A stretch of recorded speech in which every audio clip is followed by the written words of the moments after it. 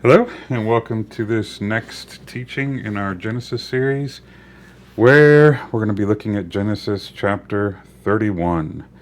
And so this is a really long chapter, but there's a lot of great stuff in it, and we're going to get right into it here. So without further ado, let's jump in. And before we get to the teachings, um, I just want to make another disclaimer and also an explanation briefly, and that is typically for those people who are familiar with this ministry, this teaching ministry, is that I particularly focus oftentimes on typologies, especially in the Old Testament. And since we're doing Genesis here, it's just chock full of typologies. And there's many passages where there's a lot of unmined typological treasures.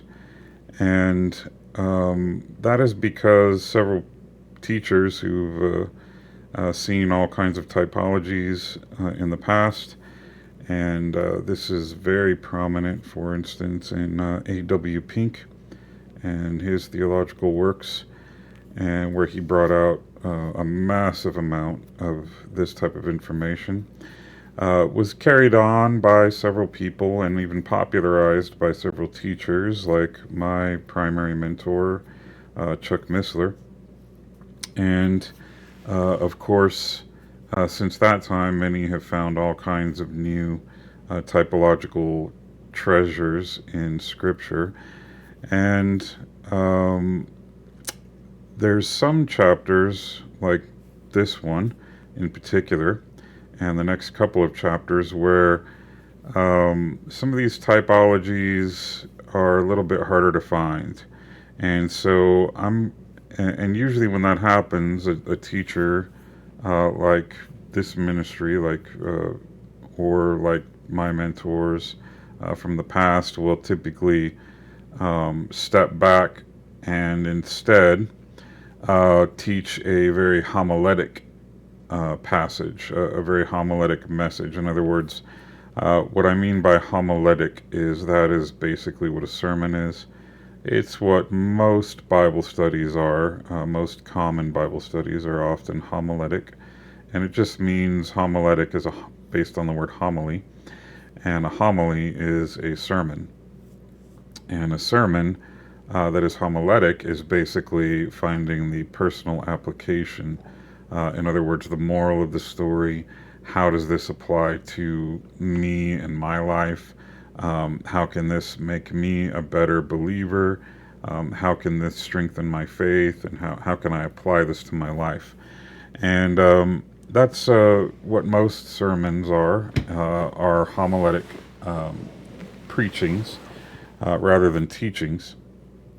And so when a teaching goes homiletic, it is, of course, a valid form of teaching and the most prominent form of teaching and preaching in the church.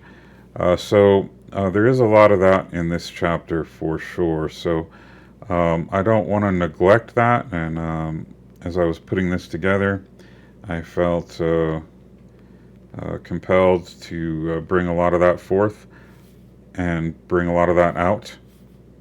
And also, as I was contemplating the potential typological underpinnings of this chapter being here, it is certainly, I have considered some things, and I have done some research, and all I can say is I have not found anybody who is looking at this chapter typologically, at least in any of the ways that I've looked at it. And so I'm gonna preface that with a very large disclaimer that claims, of course, Acts 17:11, that says, "Don't believe anything that I say or teach here. I'm just going to say some of the things I'm seeing, and don't believe it, don't trust it. Search it out for yourself. Pray to the Lord. See if he, by the power of his Holy Spirit, might confirm it, and then, take it or leave it. Also, because of that, I'm going to leave the typological stuff mostly until the end, and just go through this and try to follow his leading. And many times I will actually not be quite finished. And my normal mode of operations is as in my studies, he'll give me a basic outline. I'll pray and I'll ask for guidance and wisdom and instruction on how to, develop the teaching that's going to come from it. And he won't show me everything, and he'll give me a few dots to connect. And then the amazing thing, which is just kind of the way it happens, the way he's led me to do it, is oftentimes he'll actually fill in the blanks for me as I'm teaching. Like literally as I'm going, it'll start to click and things will actually all start to come together, believe it or not. So that's usually the way these teachings come together. So let's see what happens. All right. So this is a tough one though. I'll tell you that. I've been working on it for a couple of weeks. Very tough. Okay. So let's jump into it. And it says, and he heard the words of Laban's sons, saying, Jacob hath taken away all that was our father's, and of that which was our father's hath he gotten all this glory. And Jacob beheld the countenance of Laban, and behold, it was not toward him as before. And the Lord said unto Jacob, Return unto the land of thy fathers, and to thy kindred, and I will be with thee. Okay, now, one aspect to this, and I'm going to bring this out in several different passages that we're going to be cross-referencing here. But one certain aspect of this is that Jacob represents several different typologies, and most prominently, he represents a type of Christ. And we've already explored that in a number of ways. And as we've explored that, we've seen, especially in the last session, how, and if you haven't seen it, it was a really powerful one, our Genesis chapter 30. But if in quick summary, we see that Jacob first marries Leah, even though he came first for Rachel. And so it's a picture of how Christ came for Israel, but because of the way his ministry went, God actually had him start really go to the cross and die for sin and our sin.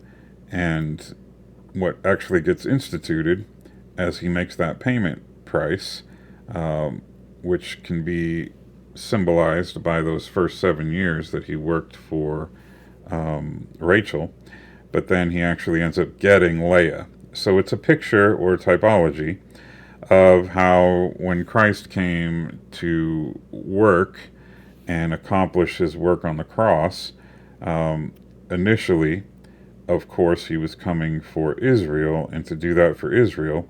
But who does he end up getting first? The Gentile church.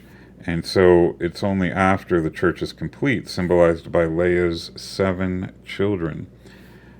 She has exactly 7 children, and that are her own, and they are all completed before Rachel has any children. And so Rachel symbolizes, of course, Israel in this construct. And so once the church is completed, i.e. the rapture. In other words, there's all the people who are going to get saved in the dispensation of grace, as it's called, are saved. Then God turns his focus and attention back on Israel, and that is when Israel, nationally speaking here, okay, so make sure that I make that distinction, because remember, there's many individual Jews who have accepted Christ as their Messiah, and they are part of the church. Okay, so, but we are talking about Israel as a national entity. And so when you think of Israel as a national entity, there's going to come a time when Israel as a national entity actually has born again children from that national Israel perspective. Okay? That's not happening now, because Israel nationally, when I say that, I'm talking about geopolitically. Geopolitically, Israel is against the gospel. It is against Christ. The Jews as a people group and as a nation, as a national position, and as a religion, have rejected Christ as Messiah. Okay, so now that's not to say there are not Messianic Jews. Of course there are. As a matter of fact, just last night I enjoyed a fantastic Seder meal put on by Jews for Jesus. And so, it's very important that we remember when we talk about that, and we say that these are individual Jews, even if they're organized, who are Christians, who are evangelizing and teaching and preaching and everything else, just like we as Christians do. So it's very important that we recognize that they are, that, in Christ, there is no Jew or Greek. It's just all church. Okay, so we have to remember that. But there's prophetically coming a time when Israel as a nation, as a national entity, their official national and religious position will become that Jesus Christ, Yeshua, is their Messiah. And so when that happens, you will have many Jews who are part of national Israel who will become, if I can say it this way, born again, not to be the church, but to be saved Israel. Okay, and there are, of course, unfortunately, there's a lot of division in the church over this concept, and most establishment churches, unfortunately, teach against this because they will teach what's called replacement theology, also known as kingdom now theology, also known as supersessionism, also known as dominion theology, and there's all kinds of different branches of it that I've encountered through my years of experience. And there's replacement theology, reverse replacement theology, and there's all kinds of different versions and flavors of that. But every single one of them, without exception, can't correctly teach the book of Revelation. They can't correctly teach Daniel chapter 9. They can't correctly teach Matthew 24, Mark 13, Luke 21, John 14, and they can't correctly teach Romans 9, 10, and 11. They can't correctly teach 1 Thessalonians chapter 4. They can't correctly teach 2 Thessalonians chapter 2. And the way they get around it is, of course, they go into all kinds of allegorizations, and they say, oh, it doesn't really mean this, it's just a symbol, and this is just a symbol, and you can't take it literally, you take it too literally. And we've been through a lot of that before. But nevertheless, we're going back here to Genesis now, and we're talking about how the typological picture here is very clear, that Leah is going to have 7 children. Those 7 children represent the completed church, as we see in the book of Revelation, with the 7 letters to the 7 churches, and also the 7 the 7 candles, or the lampstand, the menorah, with the 7 candlesticks, representing the completed church.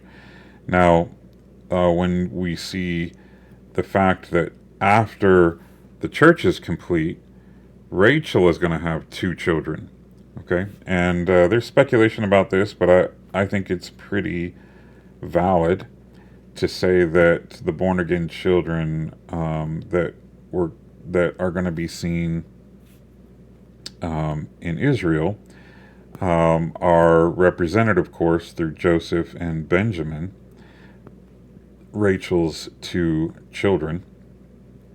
And since the church is complete and the rapture of the church occurs sometime after its completion, you have the interesting construct that there's 2 halves to a tribulation period, and with those 2 halves of the tribulation period, it's possible, I don't want to oversell this, okay, because I haven't really heard a lot of people teach it or talk about it, but it's possible that what you'll see is that Joseph represents those Jews who get saved during the first half of the tribulation, and Benjamin represents those Jews who get saved during the second half of the tribulation, after the abomination of desolation. And so there's some reasons that I have for that, and I'll share those as we go along. But just keep that basic construct in mind, and we'll get back to that towards the end of this message. Okay, so, but what I want to point out here is let's get to some of the homiletic understandings here, because I hope and pray this will actually help and bless many people. Okay, so let's remember that Laban is the father of Leah and Rachel. Okay, so if Leah and Rachel represent the church and Israel, I think it's pertinent for us to recognize that they both come from the world. In other words, the church was formed from people who received Christ as their Lord and Savior, but these people, including you and I, who've done that, are people who were once not saved. We were of the world. Likewise, Israel. Anybody from Israel is ultimately from Abraham, Isaac, and Jacob. But of course, these 3 patriarchs are also from the world. We have to remember that Abraham was called out of Ur of the Chaldees. And so we recognize that anybody who comes to God, whether in the Old Covenant through Israel or in the New Covenant through Christ, we have come to God through formerly being part of the world. And so I'm going to suggest something here right up front, that I believe just Laban here represents the world. And the world in its fallen state doesn't want to let go of its believers. The world doesn't want to let go of people who come to faith. The world wants to cling to them. Okay, and there's a very strong tendency for the world not wanting to let go of people who want to surrender their hearts, wills, souls, spirit selves to the Lord. The the world doesn't want to let those people go. And so it's very indicative of what we see in Exodus, where Moses goes to be the deliverer, the type of Christ that brings his people out of Egypt, the type of the world, under Pharaoh, a type of Satan. And so, what does Pharaoh do? He does not want to let Israel go. He is adamant that he's not going to allow that to happen. And what is God saying? No, you will let my people go, and I will take my people out from Egypt. However, obviously, as you consider that, that is not an easy process. It is a knockdown, drag out, all out war between Pharaoh, representing Satan, and Moses, representing Christ, following God, the Father. And so it is a battle royale. And so what we're going to see here play out in Genesis 31, likewise, is a battle royale. Because what's happening here is it's getting to be the time when God's people are going to be called home. And we could talk about some different aspects of that, and we'll do that later.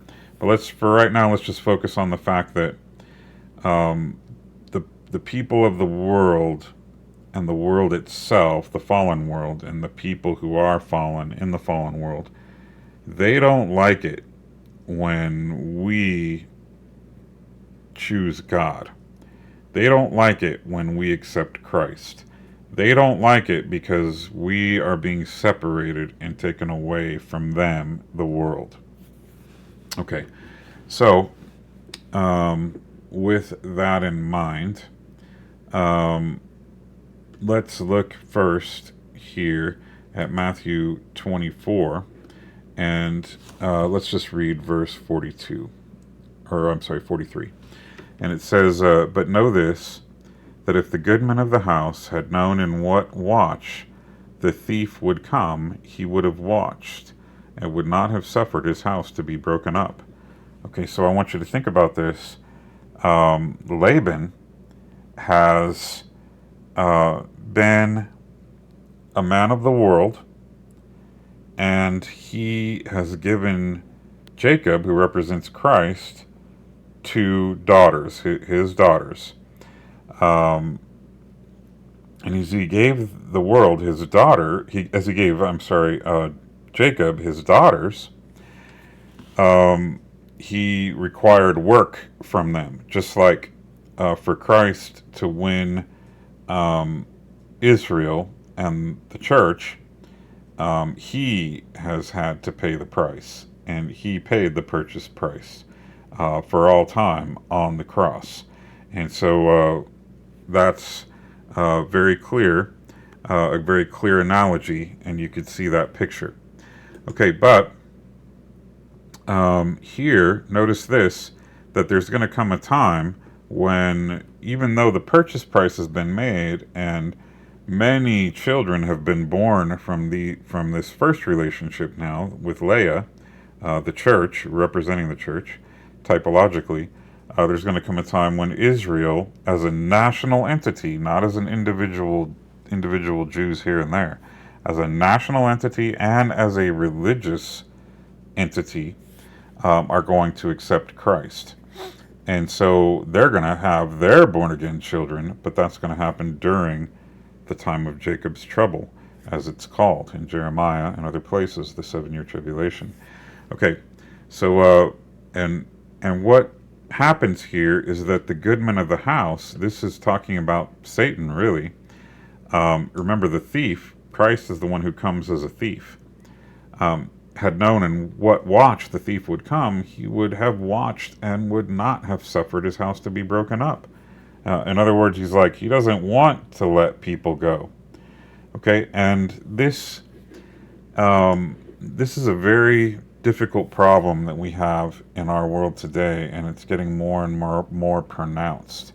And that is because the people who are developing and maturing into wickedness, and who are going full head first, full tilt, evil and rebellious and wicked against God and against his moral mandates and precepts and against his desire for, um, just moral standards to be upheld in society. We see a great divide right now. There's a great divide in the world, and it's getting sharper and more distinct. Why? Because the time is upon us. It's coming upon us very soon that ultimate division is going to be final and complete. And we're going to, the people of God will be very distinct from the people of the world. Now, Laban, I believe, represents this in-between person. We're going to talk a little bit about this for a moment. Laban represents, and I know actually quite a few people like this, and maybe you do as well. I know quite a few people, especially here in the West, like in America, where they kind of love the idea of the church. They love being semi-connected to the church, and they love even being connected to Israel. And they're not really true believers. They just have a sense. They have a sense that, and they know that because the church is around and because Israel is around, they know that God blesses the church, and they know that God blesses Israel with not only spiritual blessings, but also natural blessings or provision, natural provision, meaning wealth, abundance, money, resources, supplies, food, and all the rest of it. And so, because they know this, they kind of have a weird relationship with the church and Israel. They kind of know about God. They know that God blesses his church. They know that God blesses his people Israel. And they want to be a part of those natural blessings, the physical blessings, the money, the wealth, the prosperity, all that stuff. But they do not in any way want to be part of the spiritual blessings because they don't want to surrender their lives to the Lord. They don't want to have any kind of relationship that requires them to make any kind of sacrifices to the physical goods. And they really like the fact that because the church is around and because Israel is around, there's a lot of opportunities to kind of be, if I can say it like this, I don't mean to be too rude here, but it kind of is true, for them to be somewhat of a parasite that is feeding and feasting off the overflow of the natural prosperity blessings from the Lord coming to his people. And so they like to be kind of loosely connected. As a matter of fact, many of them will even go to church. They're church goers. They're not born again believers, but they're church goers. And there's actually a lot of these people in churches today. Unfortunately, a lot of these people are in churches today, and they think of church as a religion. They think of it as a business opportunity. They think of it as a good place to congregate and to meet and form alliances and business partnerships. And they see it as a good place to get, they see it as a good place to find some good people whom God is blessing, a good place to marry their children into these families and form alliances, a good place to, get a lot of business and get a lot of good blessings. And, it's a good place to get a good pep talk and a nice inspirational, motivational message. But, hold the fire and brimstone, please, and definitely don't talk about the rapture, and definitely don't talk about, definitely don't talk about prophecy. We don't want to hear that stuff. We just want to hear, what are the good, nice platitudes that can come from the pulpit and make me feel better about myself while I'm doing all these business dealings and while I'm having all this, these great relationships, that's kind of that's kind of who Laban represents. He represents that type of person who's maybe a churchgoer or someone who knows about God or likes that likes to have people from the church, likes to have people from Israel kind of around the scene, because he knows as long as they're around the scene that he is going to be prosperous and he's going to have a lot of natural blessings catching the overflow from what God is doing with the church in Israel. And it's a sad but very true reality. And let's just, I think I have one of these here, do I? Maybe I have it here. Okay. Let's see. Yeah, I think I have it here somewhere.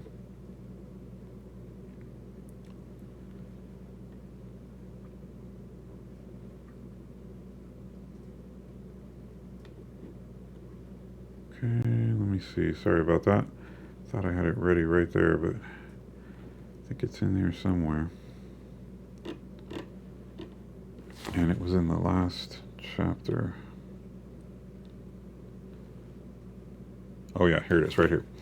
Okay, so it's Genesis 30:27. Notice what Laban says to Jacob. And Laban said unto him, I pray thee, if I have found favor in thine eyes, tarry, for I have learned by experience that the Lord hath blessed me for thy sake. He comes right out and confesses it. He knows that because Jacob's there, that he's being blessed. He recognizes it. He's like, hey, ever since this guy showed up, man, I mean, I have cattle like I've never seen before. I have blessings like I've never seen before. As a matter of fact, if you go read all the story, you'll find out that his children start having a lot of children, and his son's wives start bearing children and being very prosperous. But all that happens only when Jacob shows up.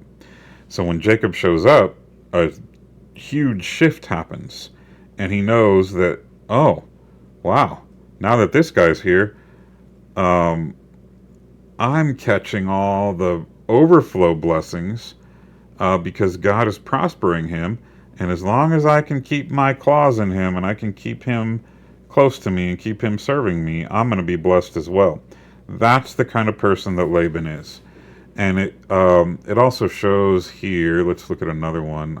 Genesis 39. We're going to get to this, eventually in the coming months ahead. But in Genesis 39, notice he says just real quick, and it came to pass from time to time, from the time that he had made him overseer in his house and over all that he had, that the Lord blessed the Egyptian's house for Joseph's sake. And the blessing of the Lord was upon all that he had in the house and in the field. And so when you see that this is very common, that God will bless the people that are surrounding, the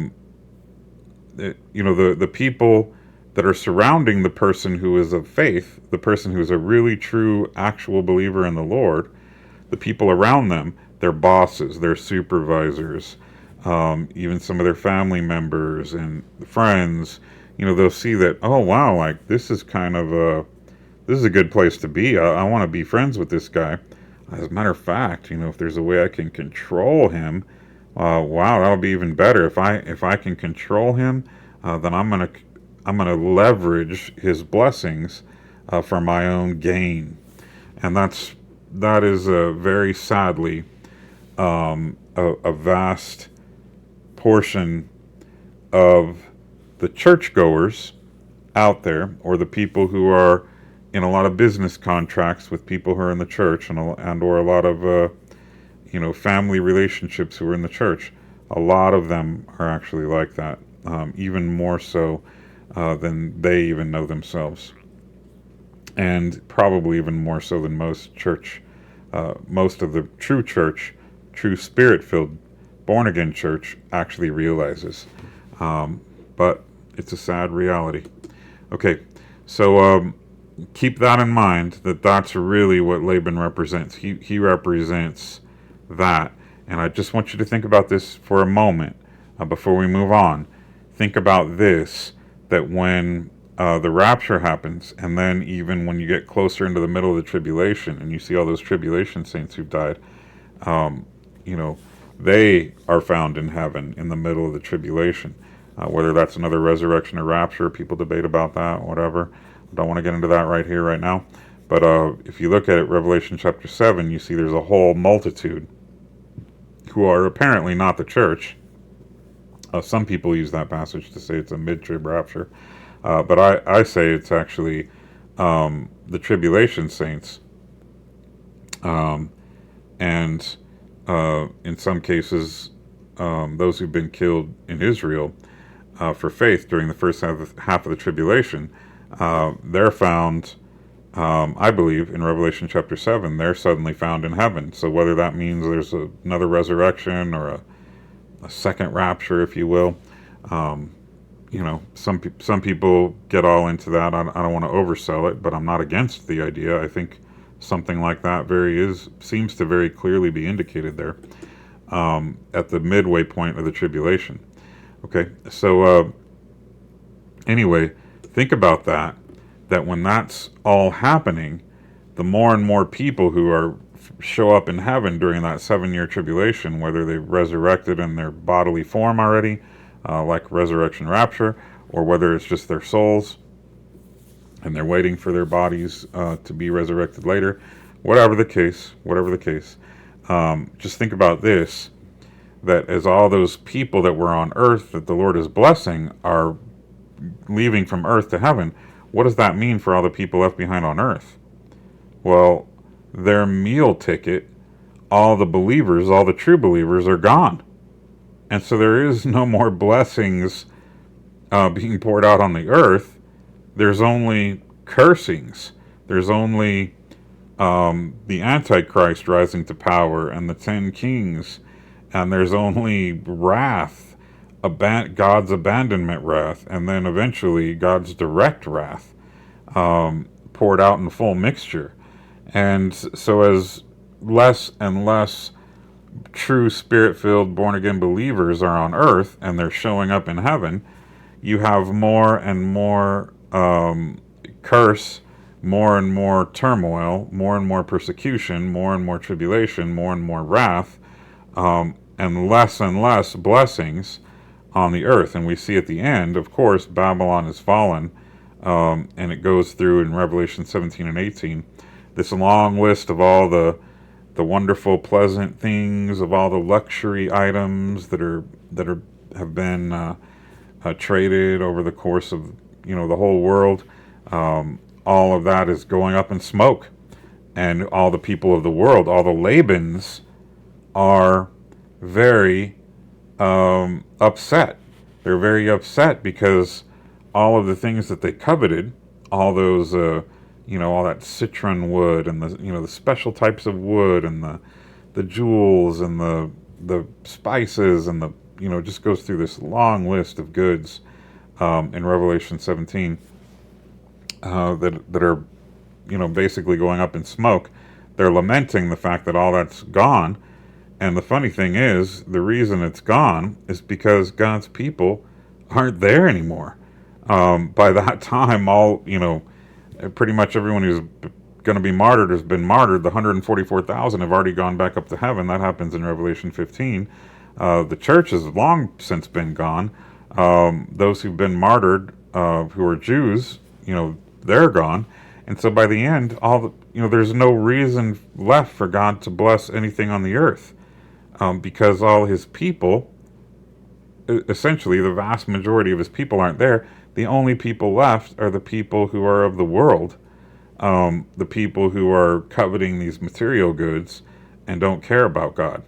And so the hilarious irony of that is that there is no more blessings for all the things that they covet, because God only gives blessings to people who have given themselves over to him.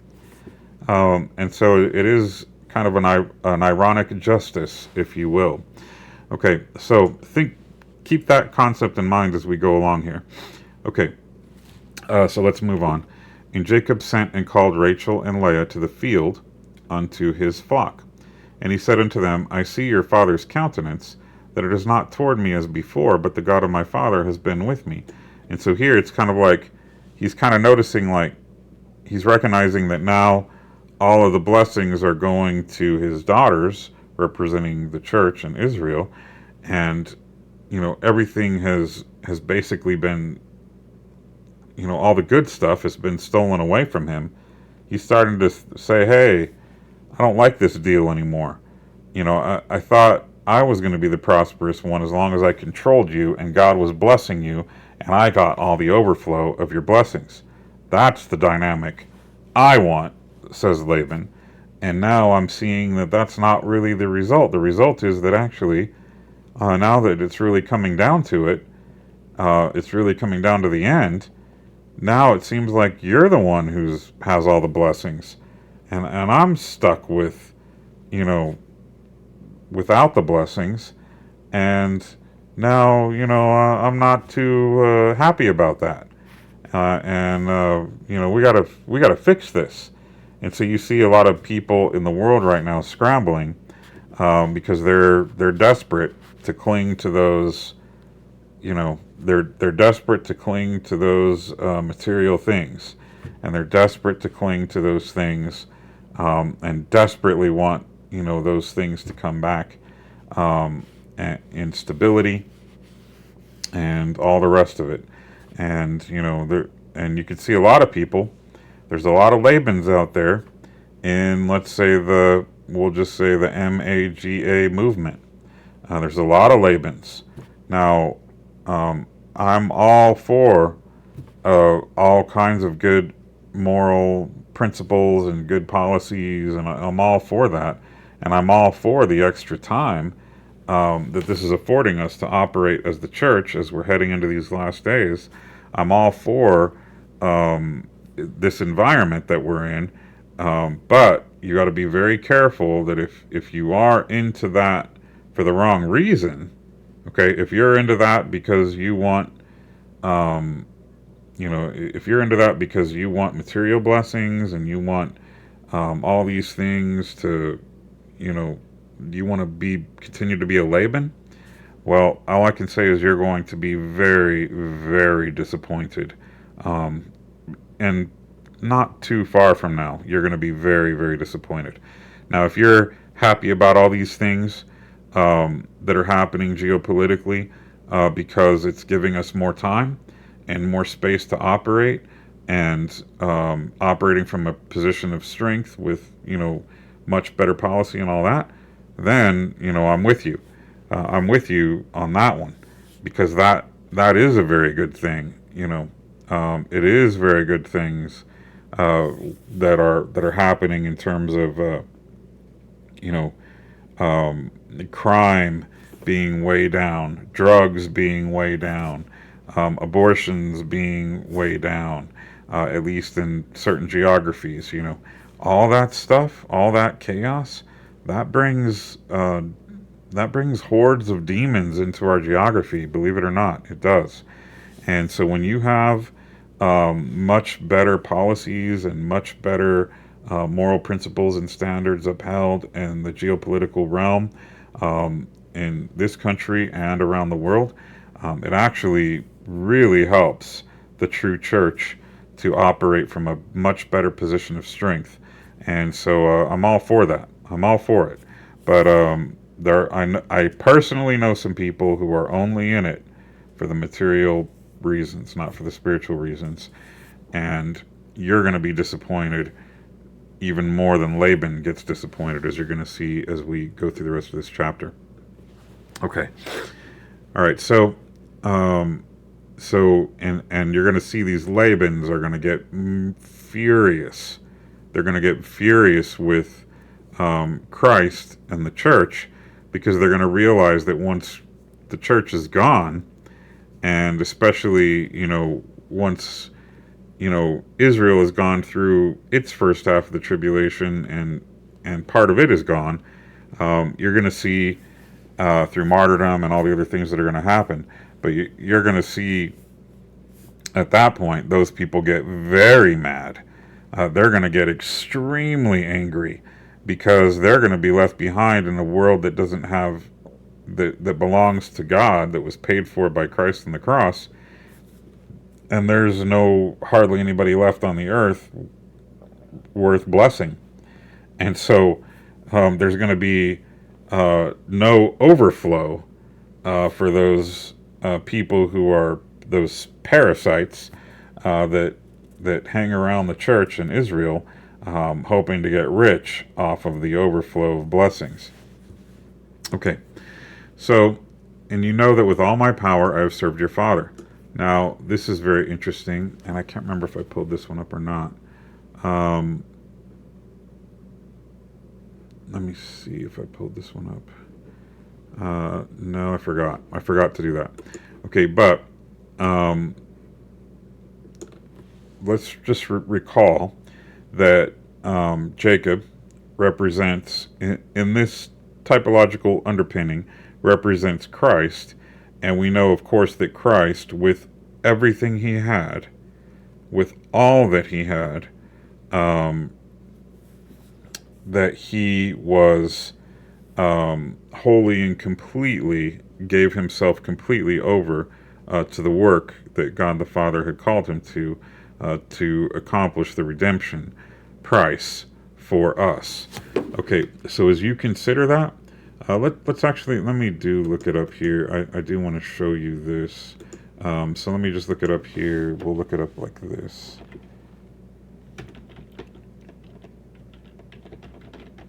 Okay. All right. That's not how it is in the King James. Let's look it up this way. Nope.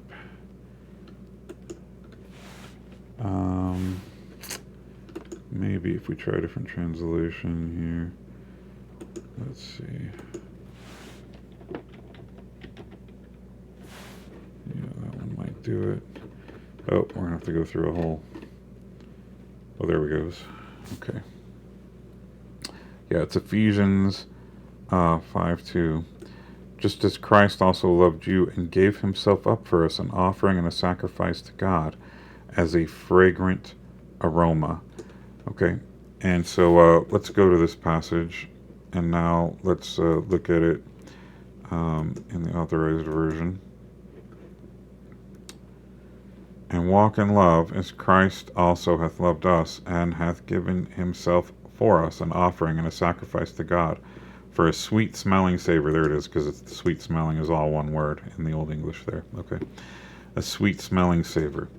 And so when you see that, and you know the Old Testament, you know that this is referring back to the burnt offering. Now, the burnt offering sacrifice in Leviticus, what it represented was the fact that the whole of the animal was completely consumed by the fire. And so Christ on the cross, he allowed his whole person, his whole being, his whole soul, spirit, self, he gave up the entirety of himself on the cross. There was nothing that he left unsacrificed.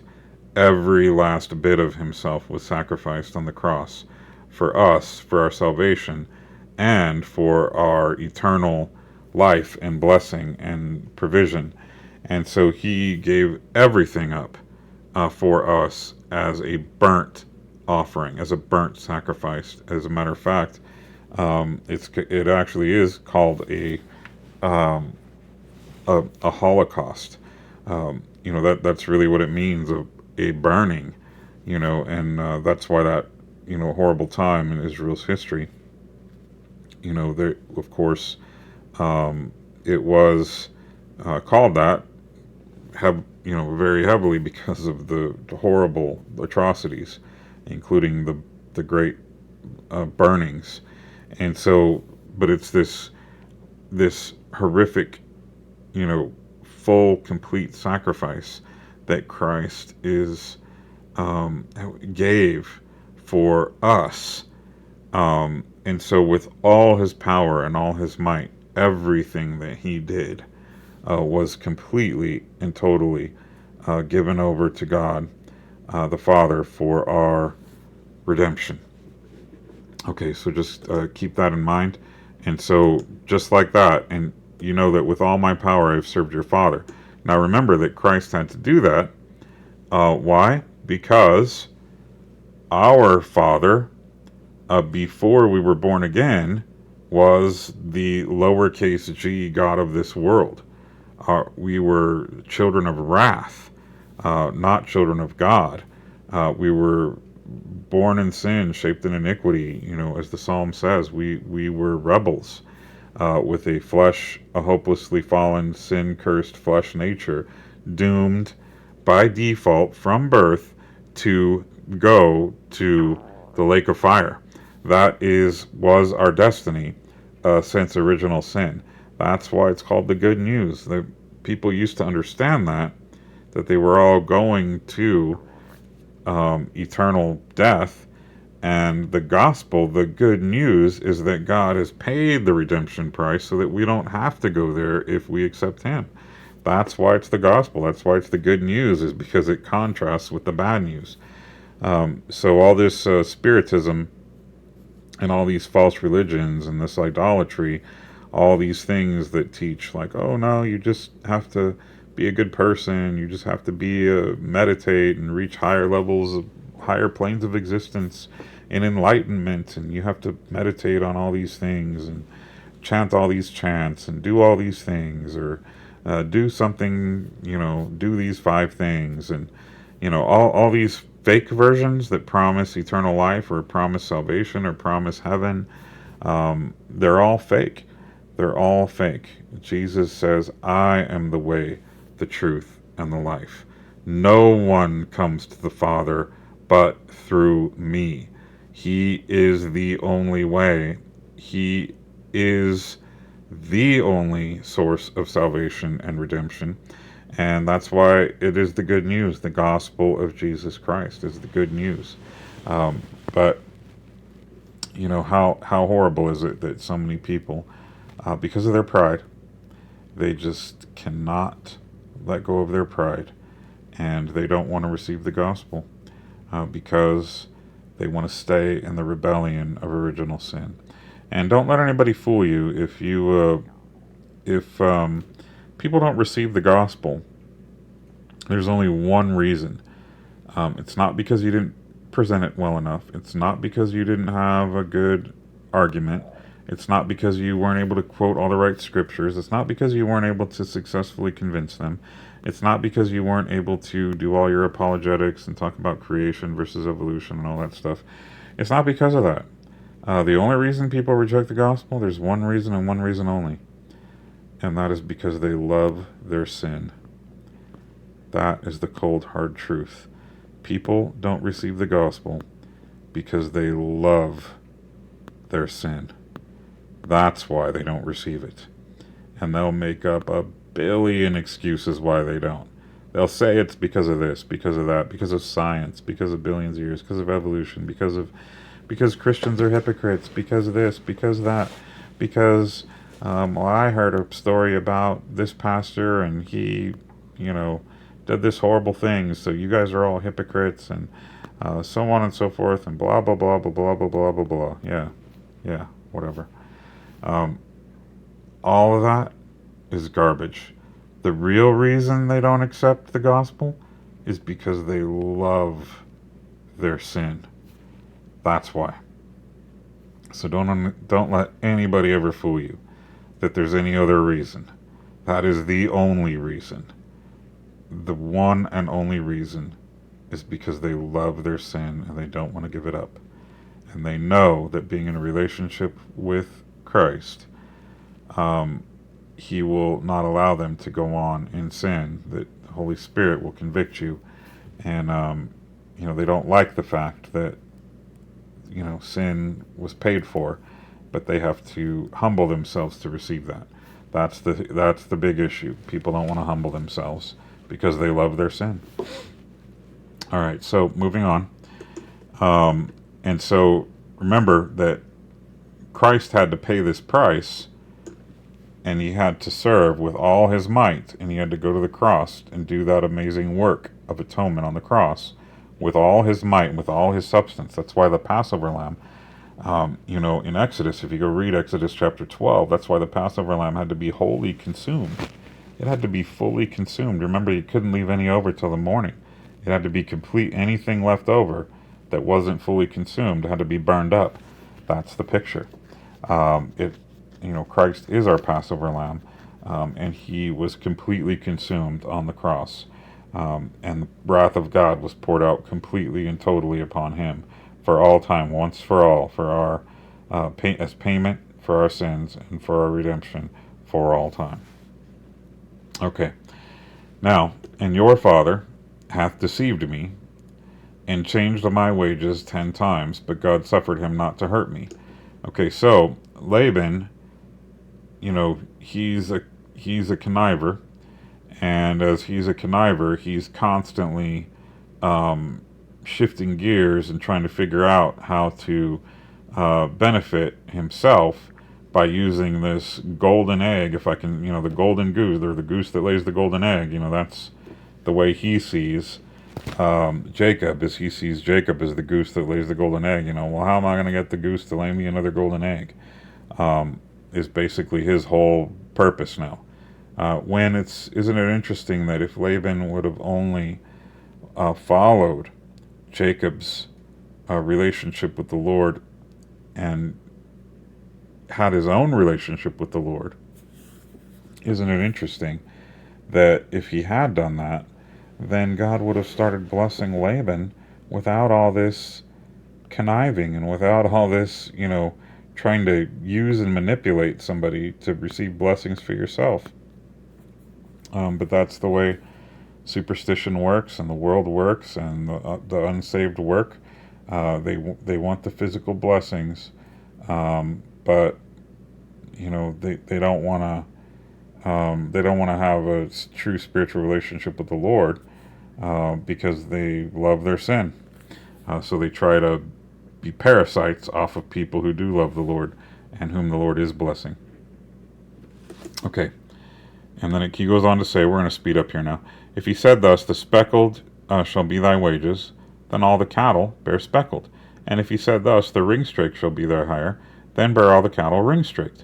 Thus God hath taken away all the cattle of your father, and given them to me.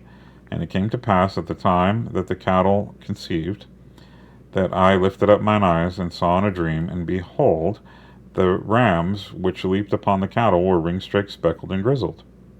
Now, this is a little bit confusing here in the Authorized Version, and that is because you see the word here, cattle. Okay, so when you see the word cattle here, the typical English speaker is thinking like oxen, cows, and bulls, and steers, and so on. And so it seems interesting, or seems confusing, rather, I should say, when it says, well, why would rams be leaping upon cows? Okay, well, that's not what's happening. Okay, so here is where you need to kind of go into, let's just do this real quick. So we'll go in here and we'll look at the actual text and the actual word. So it says here, the cattle, okay?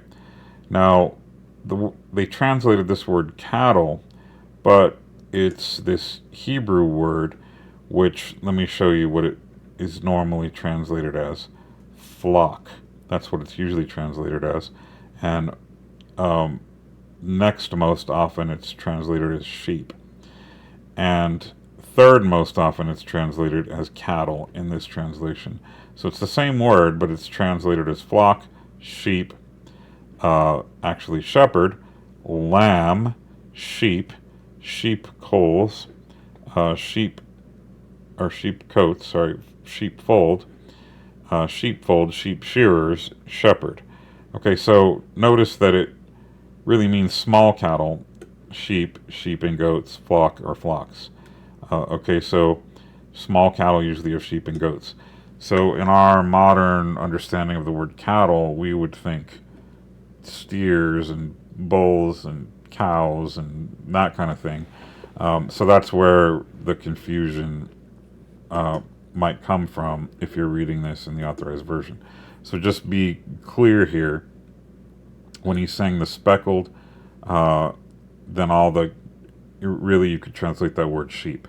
Then all the sheep bear speckled. And he said thus, if the ring-straked shall be the her, then bear all the sheep ring-straked. Okay, so we're talking about sheep here, not cows. Just to make sure you're clear on that. Okay, thus God hath taken away the sheep of your father and given them to me. And it came to pass at the time that the sheep conceived, that I lifted up mine eyes and saw in a dream, and behold, the rams which leaped upon the sheep. See, now that makes sense. So the rams being the male, right? Leaped upon the sheep were ring-straked, speckled, and grizzled. Now, if you remember from the last chapter, Jacob had made this deal with Laban where he gave Laban all of the special sheep, and he kept only the plain ones for himself. And then he said, my hires, to prove my righteousness and my integrity, against these incredible odds, I am going to take only the ring-straked, speckled, and so on. I'm only going to take those, but I'm going to be only using plain sheep to breed. And when they breed, on the random crazy chance that one of these plain sheep bears ring-straked, speckled, or grizzled sheep, those will be mine, and the rest will be yours. And so, when you get all through that, you realize that Laban was like, oh, wow, that's a great deal. I mean, the odds of that happening are like, 100 to 1. Jacob's only going to get like one sheep, and I'm going to get 99 out of this deal. This is fantastic. And so, to prove that it was a miracle, and prove that God was the one doing it, what happened was that as this deal went forth, that on the 1 in a million chance is that every single time that Jacob, the small numbers that Jacob originally started with became more and more and more pronounced very quickly, and those that became Laban's became diminished and diminished very quickly. And so, it just speaks to the fact that God will take the plain sheep, if we can talk in metaphorical terms now, God will take the plain sheep and make them extraordinary and do all kinds of amazing things in them. If I can say ring-straked and speckled with all kinds of gifts and all kinds of talents and all kinds of colorful aspects to them. God's people, he will use them in all kinds of amazing ways and do all kinds of amazing things in them. And so here, there's some high-end commentary on this that would basically say that that in the dream, in other words, the sheep, that the rams that leaped upon the sheep were ring-straked, speckled, and grizzled, meaning that he was seeing beyond behind the scenes. That if you're breeding animals like dogs, or in this case sheep or whatever, that it would be very unlikely to have two golden retrievers, for example, or let's just say a golden, let's just use this one, let's just say it would be very unusual for two golden labs to have in their litter a black lab. That would be like, what? Where did that come from? In other words, it's like one of them in some crazy descendancy, back, some recessed gene from way back, came out in this breeding where they actually bore something that was completely unexpected. So that's kind of what's happening here, but it's happening with a supernatural frequency. And so that's, kind of what's going on here. And the angel of God spake unto me in a dream, saying, Jacob. And I said, Here I am. And he said, Lift up now thine eyes and see, all the rams which leap upon, and I'll say again, sheep, are ring-straked, speckled, and grizzled, for I have seen all that Laban doeth unto thee. So in other words, God intervened and said, I see the total, unfairness here. And so, you could see the original deal they made, but then you could see what, Jacob says about it. He's basically like, you know, after, the original deal they made started working out in Jacob's favor. So Laban comes in, and later on he apparently says, no, no, no, like, okay, now only the ring, forget the ring strike thing, forget that, that's not working for me. So now we're gonna go with the speckled, and so yeah, speckled, the speckled will be yours, and everything else will be mine. And then so as soon as he said that, then they all started bearing speckled, and it's just like, and he's like, whoa, whoa, whoa, this isn't working out for me anymore. Well, forget about the ring strike and the speckled, the grizzled, those will be yours. And then so as soon as that was the deal, then all of them came out grizzled, and it's just, and then he changes, and he's like, well, look, you know what? Let's go back to the ring strike. Let's try that again. And so that's how he's changing his wages. He's changing his wages 10 times, and no matter what he did, God always blessed Jacob and not Laban. Okay, so here he's kind of explaining that to Leah and Rachel. And Rachel and Leah answered and said unto him, Is there yet any portion or inheritance for us in our father's house? And so I would like to bring out in John chapter 6, this was a big point of division here. And this is when Christ is making this statement that you have to,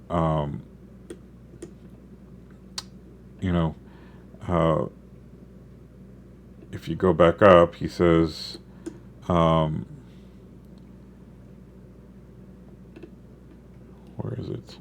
For my flesh is meat indeed, and my blood is drink indeed. He that eateth my flesh and drinketh my blood dwelleth in me, and I in him.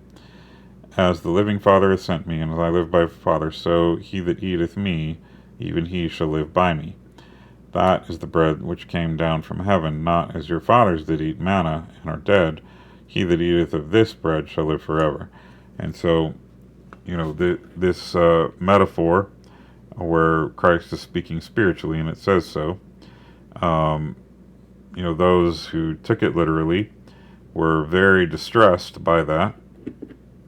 And it says, Many therefore of his disciples, when they had heard this, said, This is a hard saying, who can hear it?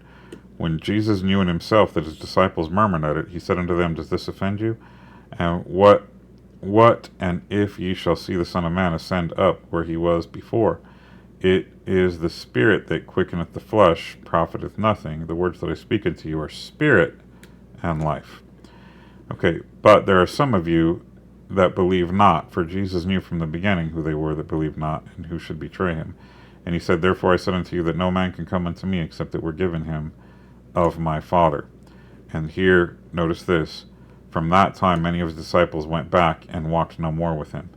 Notice how that verse just happens to be John 6:6. From that time many of his disciples went back and walked no more with him. Then said Jesus unto the 12, Will ye also go away? And here it is. Then Simon Peter answered him, Lord, to whom shall we go? Thou hast the words of eternal life. And we believe and are sure that thou art the Christ, the Son of the living God. Okay, so Peter, he basically says, to whom shall we go? And that's the very same thing, basically, that, Rachel and Leah are coming to that same conclusion. They're basically saying here, is there yet any portion or inheritance for us in our Father's house? In other words, like, we're already with you, and, we don't want to be part of the worldly man's world anymore. And even that, he sold us. The purchase price, of course, was Christ on the cross. And so, you know, the devil was forced to give up those who accept the purchase price, and he has to give them up, even though he doesn't want to give them up because they're his meal ticket. Again, Genesis 3, right? What is the curse on the serpent? And to the serpent he said, "Cursed are you more than every beast of the field, and every on your belly shall you go, and dust shall you eat all the days of your life." Dust. And then what is Adam's curse? Because you have listened to the voice of your wife, and have eaten from the tree about which I commanded you, saying, "You shall not eat from it. Cursed is the ground because of you, and toil you shall eat of it all the days of your life. Both thorns and thistles it shall grow for you, and you shall eat the plant of the field. By the sweat of your face you shall eat bread from it until you return to the ground, for you are dust, and to dust you shall return." So Adam's curse is to go back to the dust. The serpent's curse is to eat the dust. And so what is the serpent's sustenance? Our mortality without Christ. He feeds on us. He feeds on the unsaved. And the unsaved are his meal ticket. And so once you are in Christ, you are off limits to him. He cannot feast on you any longer. He can ruin your witness. He can trip you up. He can,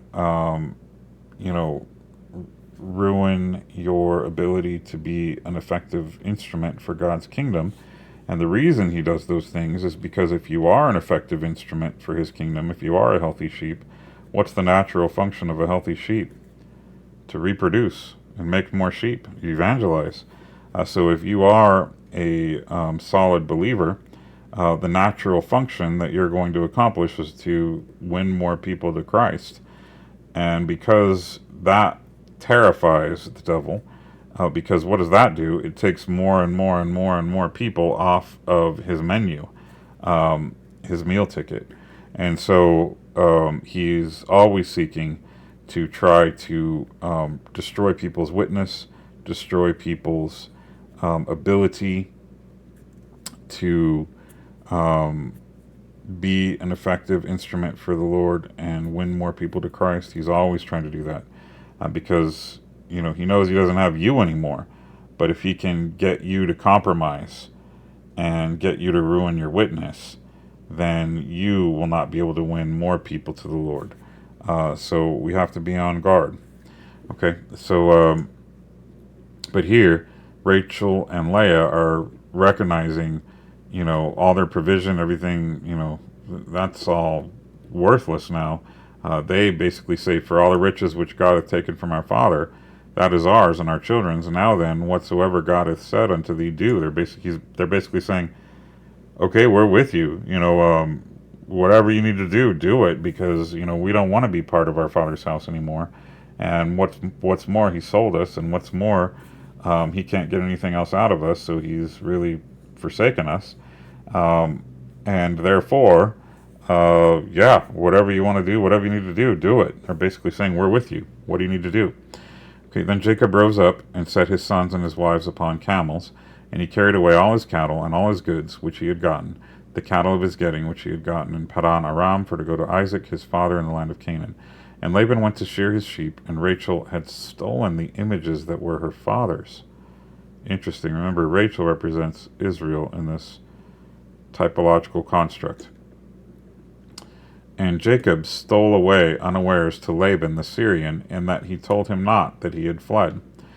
And so he fled with all that he had, and he rose up and passed over the river and set his face toward the Mount Gilead.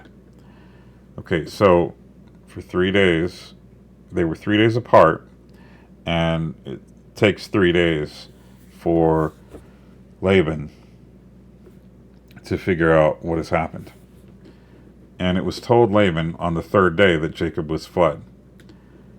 And so notice this. Okay, so this is what we're talking about. Remember, Laban is like, he's thinking, first of all, my meal ticket's fled. Who's going to tend my flocks, and who's going to be this source of blessing? Where's the goose that's laying the golden egg is leaving. I mean, I need to go get this thing back. He's very upset about this. And he took his brethren with him and pursued after him, 7 days journey. So, Jacob had a 3-day head start. So it took 7 days, which is pretty impressive. And we'll see that come out in a verse later on, that it was very impressive for Laban to catch up with him. Just physically speaking, it was a very impressive feat that he actually caught up with him.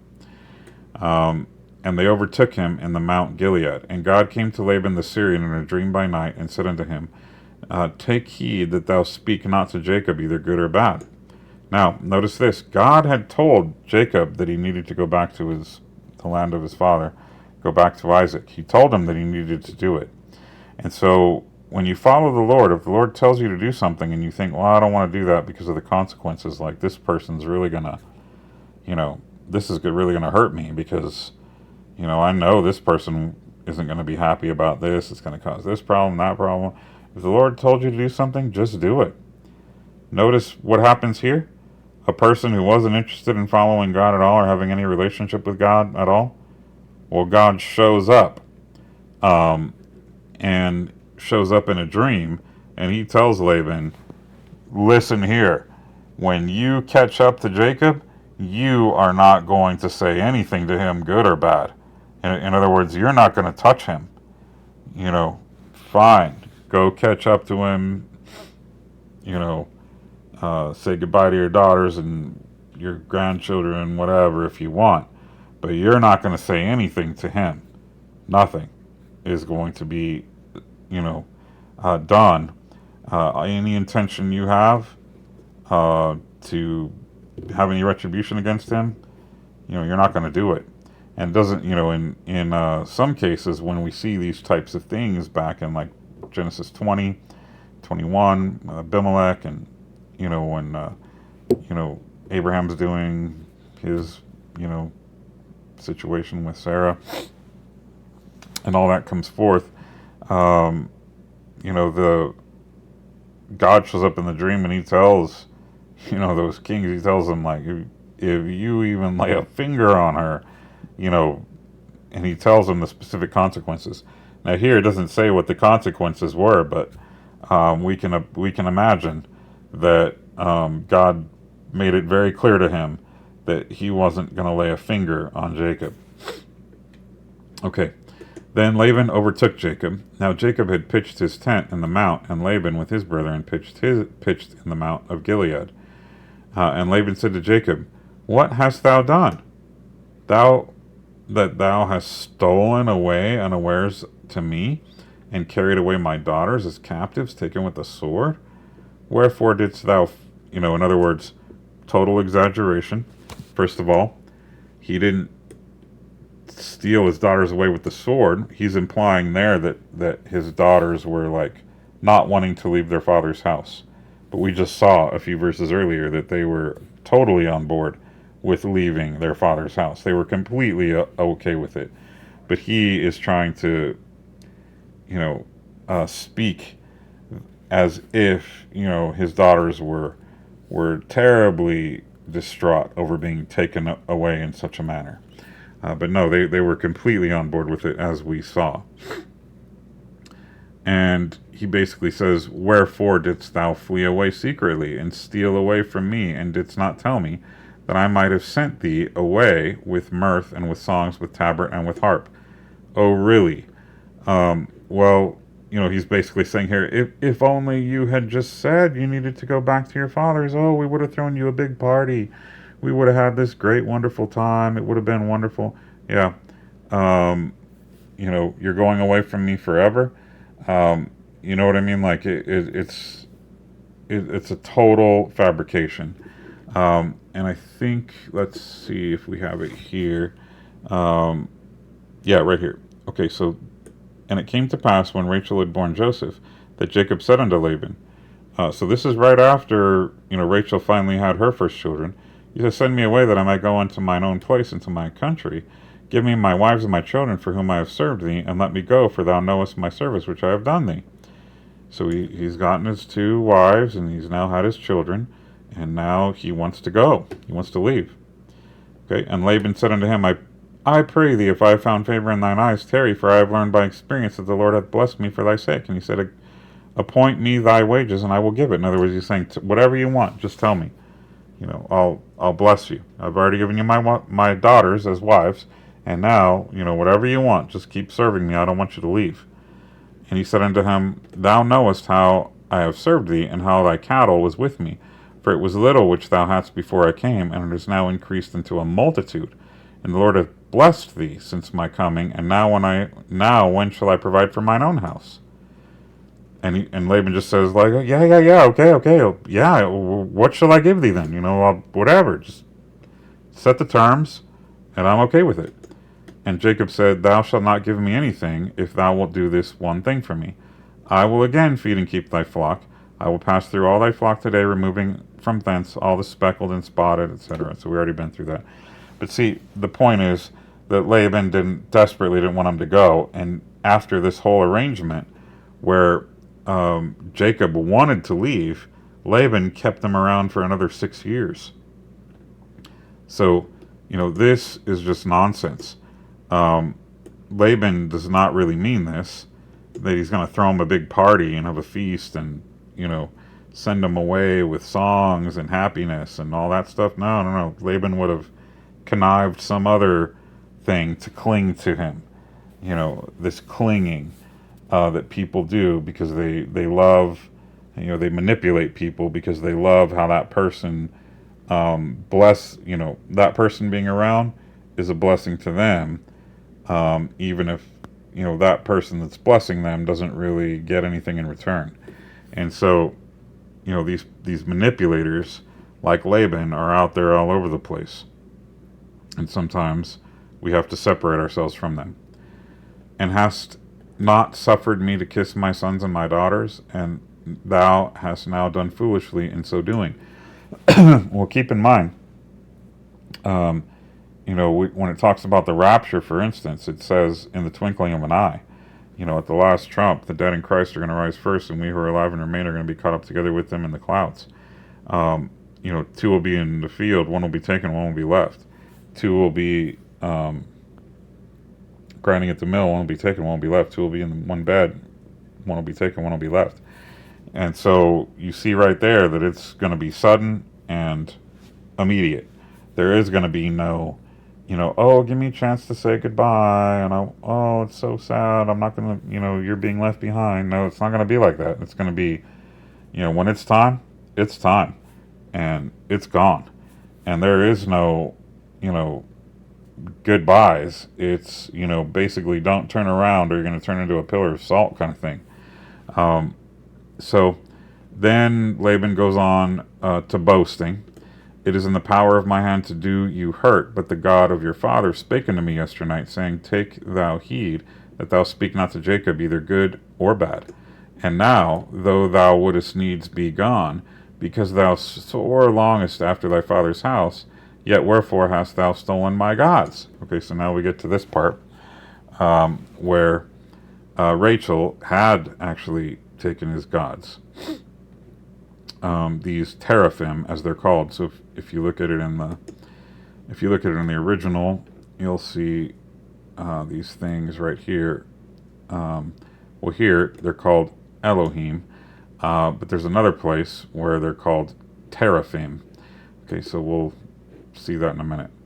Okay, because thou sore longest after thy father's house, yet wherefore hast thou stolen my gods? And Jacob answered and said unto Laban, Because I was afraid, for I said, Peradventure thou wouldest take by force thy daughters from me. So he knows Laban's character. He's like, he wants to cling, and he doesn't want to, just like Pharaoh, he doesn't want to let God's people go. He doesn't want to let the church in Israel go, because he knows that the church in Israel are his meal ticket, because God is blessing them, and he's getting all the overflow from their blessings. Okay, with whomsoever thou findest thy gods, let him not live. Let's see if this is a place where it is. Yeah, no, it'll come up. You'll see it. Okay. Let him not live before our brethren. Discern thou what is thine with me, and take it to thee. For Jacob knew not that Rachel had stolen them. Okay. And Laban went into Jacob's tent, and into Leah's tent, and into the two maidservants' tents, but he found them not. Then went he out of Leah's tent, and entered into Rachel's tent. Now Rachel had taken the images, and put them in the camel's furniture, so like the saddle, under the saddle, and sat upon them. And Laban searched all the tent, but found them not. And she said unto her father, Let it not displease my lord, that I cannot rise up before thee, for the custom of women is upon me. And he searched, but found not the images. So she's, just as, you know, deceit begets deceit. And so, she's his daughter, and she learned how to be very clever and deceitful from his nature, which passed on to her. But I also find this interesting because let's look at Leviticus. Where is it? Here it is. Leviticus 15 goes, and it says this: and if a woman have an issue, and her issue in her flesh be blood, she shall be put apart 7 days. Okay, and so this was, part of these Levitical laws. And whosoever toucheth her shall be unclean until the even. And everything that she lieth upon in her separation shall be unclean. Everything also that she sitteth upon shall be unclean. And whosoever toucheth her bed shall wash his clothes, and bathe himself in water, and be unclean until the evening. And whosoever toucheth anything that she sat upon shall wash his clothes, and bathe himself in water, and be unclean until the even.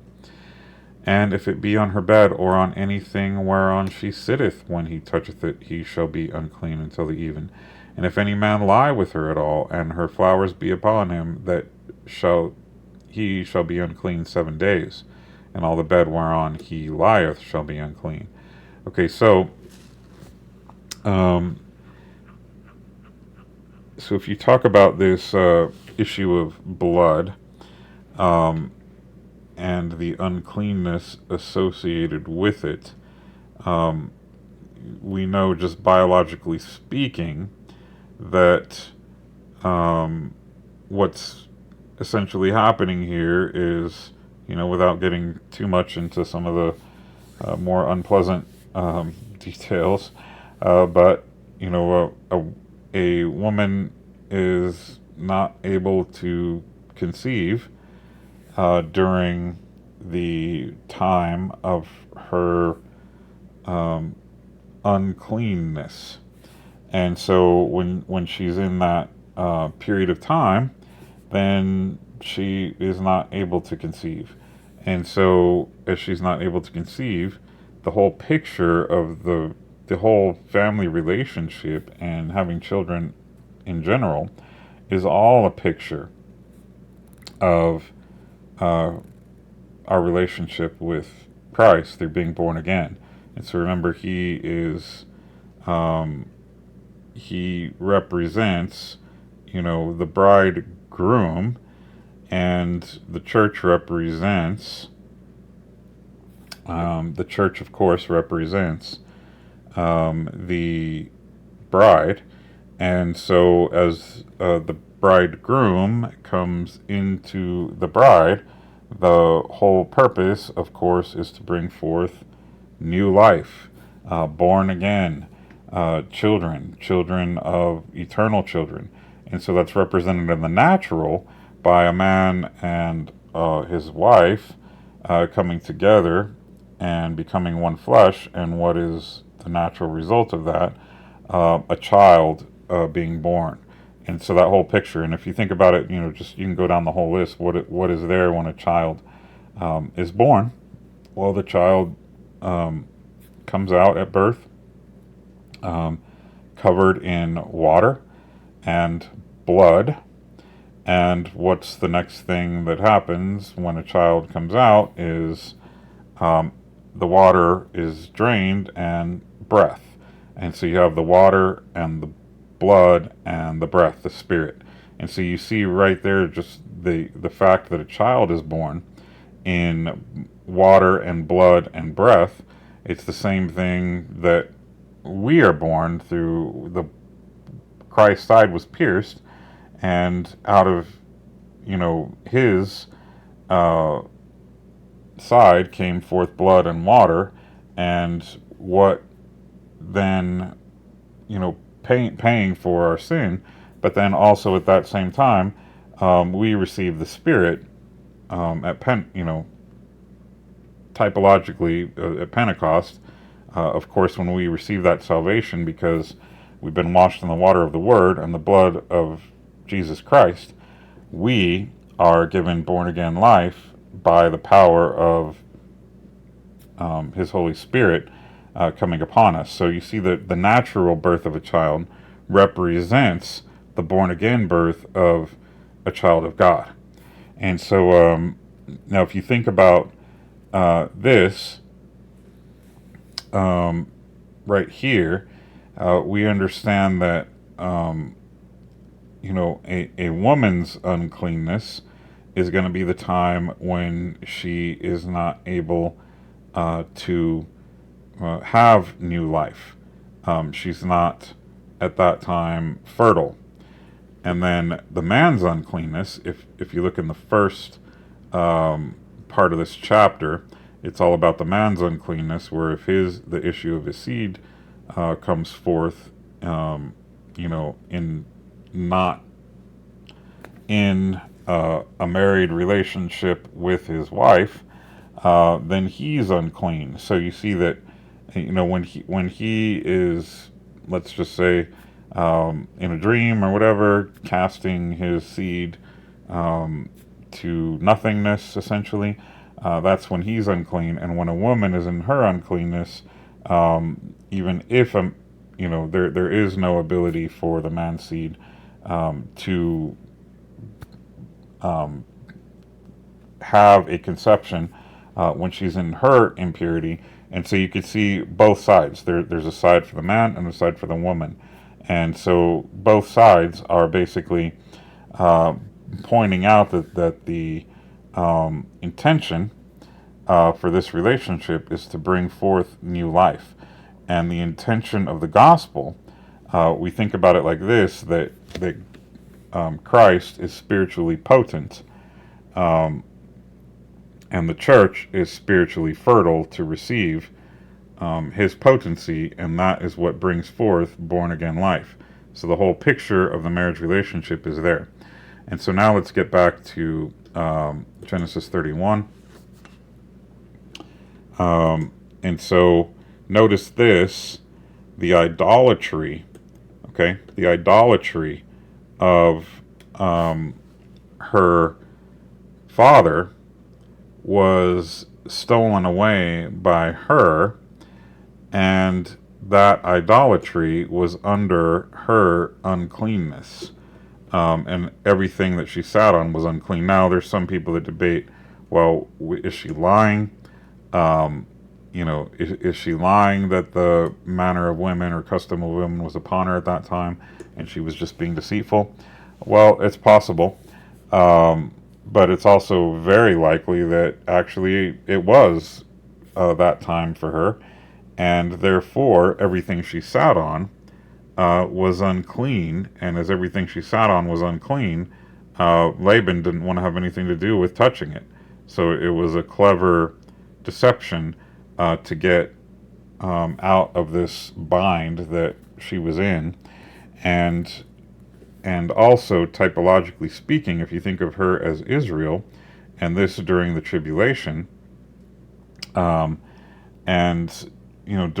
that time, especially in the second half of the tribulation, remember the ultimate idolatry, the abomination of desolation, is going to be happening, and any Jews who are part of that, and any Gentiles who are part of that and take the mark of the beast, are going to be completely and forever forbidden and forsaken from ever having born again life ever again. And so they will be doomed forever. And so, as this represents, I believe, a time period of the tribulation. We'll talk about that in a minute. Maybe just let that construct, let it sink in. See if if you see it or not. That's fine. Okay, and then at this point, Jacob was wroth and chode with Laban. And Jacob answered and said to Laban, what is my trespass? What is my sin, that thou hast so hotly pursued after me? Remember, it was 3 days head start, and it took him only 7 days to catch up. Whereas thou hast searched all my stuff, and what hast thou found of all thy household stuff?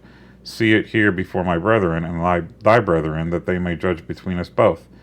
This 20 years, notice the 20, right? 20 years. So I kind of find that interesting because, there's another 20, 2,000 years where, the church and Israel are, going to be at a point in time where they're, all this is ready to happen, and the world is going to, and the worldly are going to hate the fact that the church and Israel are going to be gone, and they're going to be, all their blessings are going to be taken away, basically. So, and thy ewes and thy she-goats have not cast their young, and the rams of thy flock have I not eaten. That which was torn of beasts I brought not unto thee, I bear the loss of it. Of my hand didst thou require it, whether stolen by day or stolen by night. Thus I was, and the day of the drought consumed me, and the frost by night, and my sleeps departed from mine eyes.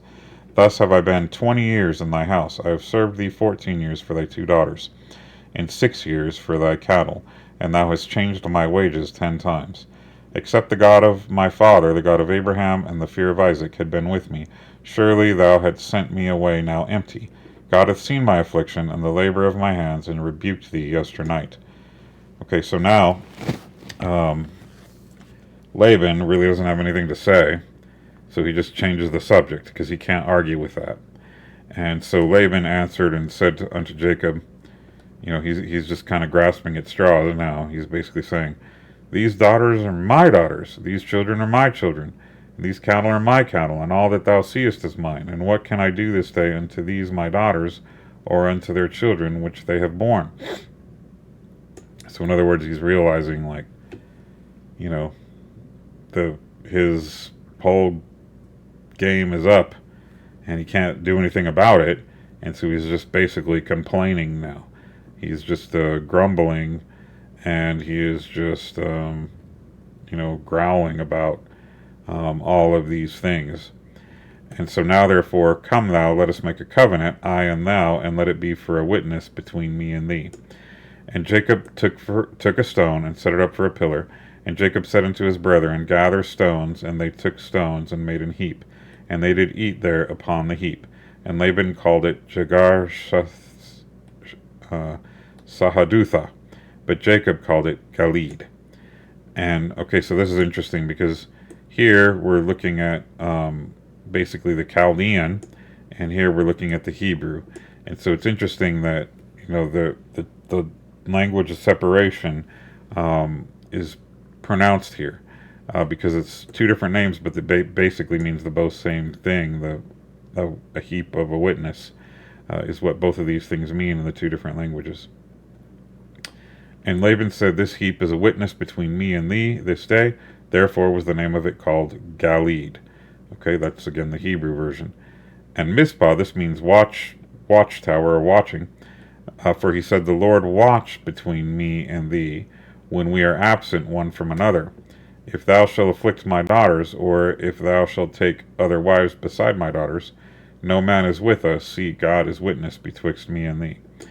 Okay, so he's basically saying once, this on this high watchtower, this mount, Mitzpah, this watch, this place of watching, is symbolic of God's going to be watching over this, and you better do this, and I'll make sure I do my part, and you make sure you do your part, or else God is going to see it, and God's going to punish, because we're making an oath here.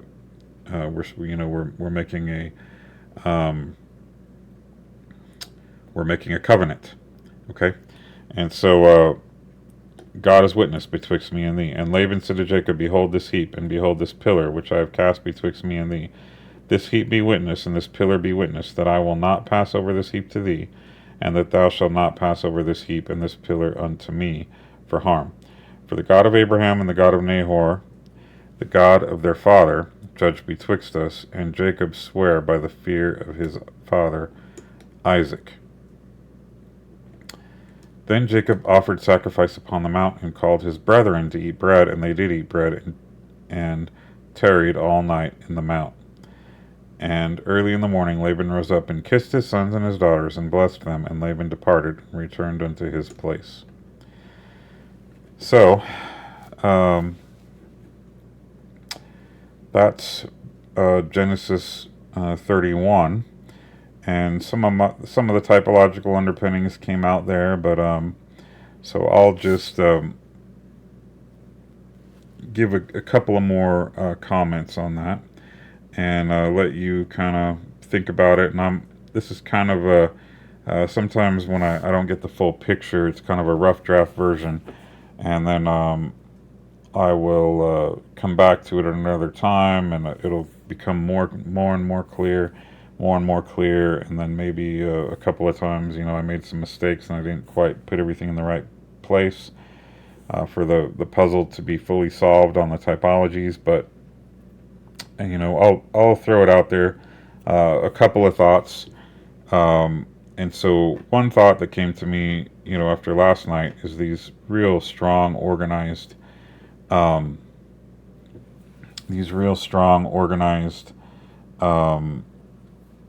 groups, like one for Israel, I think, is one of them, Jews for Jesus, and there's other messianic groups that are doing all these great ministry works and evangelism to Jewish communities throughout the world, United States and abroad, and also there in Israel. And so all these things are happening. It's real interesting to see it, and there's a lot of Jews who are starting to come to faith. And so it's interesting that that's happening. But of course, as a nation, like I said, and as a national religion and tradition, it certainly is not the policy. That's not happening. It's just individuals. But I thought, wouldn't it be interesting that if this represents, and here's a couple of things that I was thinking, so I'll share both of them, and then we'll see as we go in the chapters. I haven't, that's one of the reasons that I don't want to oversell things, because I'm kind of connecting these chapters as I go, and I'm only doing these studies as I go. I don't have this master plan mapped out where I've already done Genesis chapter 32, 33, 34, etc. I haven't done them yet. And so, as we go, it's possible that as I'm connecting these chapters, that maybe I'll make some refinements, and I'll go back and see, oh no, that represents this and this represents that, or something like that. But for real quick, one thing I thought was just, it's possible that Leah and her 7 children represent the church, and this first child, Joseph, possibly represents these Jews who were getting saved as part of the church right before the rapture of the church happens. And that's one construct, but I don't like that because of the 7 children that Leah has in the 7 churches. So what I was more thinking, actually, is that this departing here, remember that it says in John 14 that he's gone to prepare a place for us, and he's going to come and receive us, so that where he is, we may be also.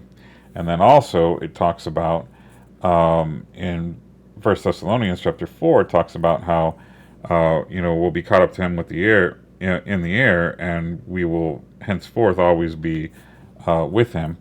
And so if you think about these passages, we also though see Christ showing up on the scene during the tribulation period. We see him showing up, and this is something I've often thought about. I've talked about it with a couple of other pastors and a prophet, actually, And we've talked around these speculations because, when you get into very detailed specifics, it's pretty interesting.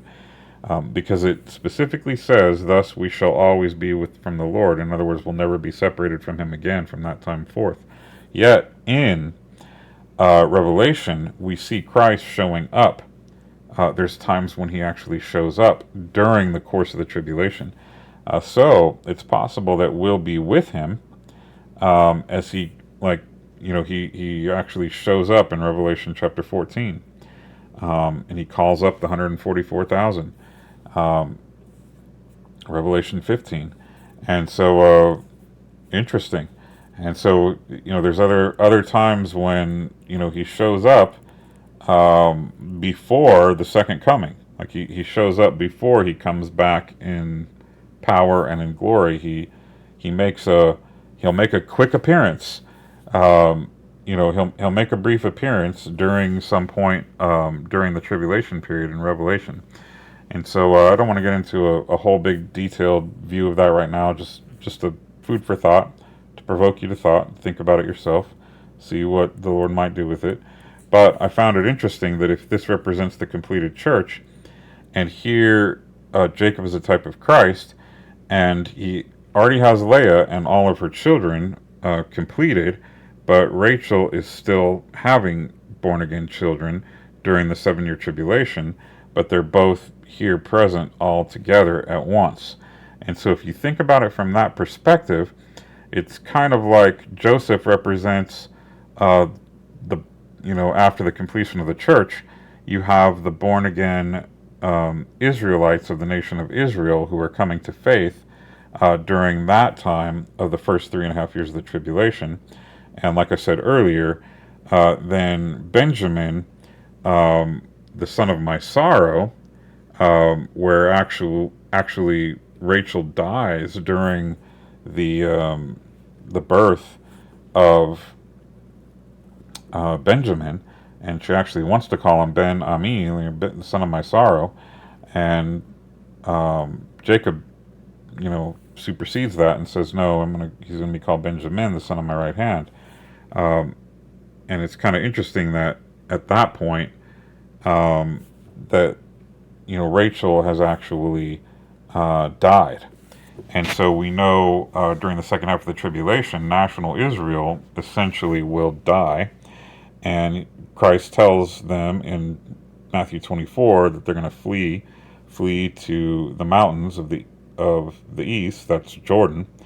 They're going to be fleeing to basically what was Seir, Edom, and Petra, and they're going to be fleeing into that region where they're going to be protected for a time, times and half a time, or 3.5 years, and they're going to become born-again children during that time, right when the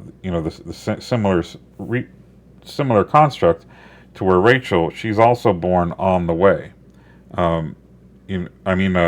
Benjamin is born on the way. They're not settled in at that point. He's born when they're en route. And we'll see that in a few chapters from now. And so think about those things. These are some of the constructs I was thinking about as trying to see how this might have some typological treasures that have been untapped. As I haven't really seen anybody do Genesis 31 from this perspective. Like I said, A.W. Pink, if you read his writings on this, he'll say, even though he was a great typologist, and maybe he's right, he'll say, when there's no clear typology, you shouldn't read into it anything, that you're trying to, connect dots that aren't there. He might be right. And praise God if he's right. Of course, I'm looking at it and just saying, oh, well, maybe it's just my arrogance or whatever, but, I look at it and I see somebody say that and I say, oh, that's when I draw an X marks the spot. I was like, oh, here's the greatest typologist of recent times. And he says, oh, there's no typology here. Well, if you know me, you know that that's exactly where I'm going to dig and look for typologies that nobody else has seen before. So we'll see. We'll see how it plays out. I don't want to oversell it. That's why I saved it for the end. But think about some of these things, and maybe they blessed you. Hopefully they blessed you. And hope this particular teaching has blessed you. And I tried to put a lot of more traditional homiletic teaching in this one. So I hope it blessed you and you thought about how it might relate to you and your own family. And it is very important that we try to witness to our families, that we try to be a light shining for them for Christ, not in a obnoxious and overbearing way, especially if you've already really pushed hard and they've rejected it. But keep praying, don't give up, keep praying, keep trying, look for opportunities, and look for opportunities to just serve and bless and show them that you really have the light of Christ shining through you, because we don't want our families to be like Laban's.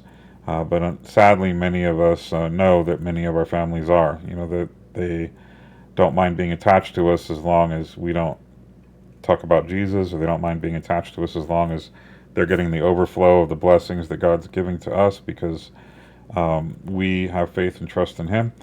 But also we have to be ready for that time when we can't have, you know, these emotions that are attached to the world. We don't want to be like Lot's wife. Remember Lot's wife, Christ says, don't be like her. Don't look back. Don't look back, mourning the loss of the earth-based connection. We want our heaven-based connection through Christ. You know, we need to be forward-facing, and when we go up, we want to be looking up. We want to be looking up and going up and not looking back, because at that time, God has made His decision, and it's over. Everybody else is going to have to deal with the new dynamic of the church being gone and Israel going through the tribulation, and all the things that are going to happen at that time. It's just going to be the way that it is. And so remember, Christ says, I come not to bring peace, but a sword, 2 against 3, 3 against 2. Members of the same household will be warring and fighting over what they say. Really, what are they fighting over? They're fighting over the gospel. They're fighting over Christ. They're fighting over, you know, that and all kinds of different, you know, it's super sharp sword there. So the 2 against 3, 3 against 2. It's also, you know, there's some people in our families that are Christianized, but they're not true Christians. They're churchgoers, but they're not the true church. So there's divisions there as well. And so remember, for our part, we want to try to be at peace with all as much as possible, and not cause division over this issue, if we can avoid it. But you know, where the Lord has called you to really try to be a witness, do your best. Your the time is getting short. Our time is getting very, very short, and we very soon will be in. It won't be a typology anymore. It'll be a reality for us. So hallelujah. So anyway, hope this message has blessed you again. Praise the Lord, and we'll see you here, there, in the air, or in the next video. God bless you.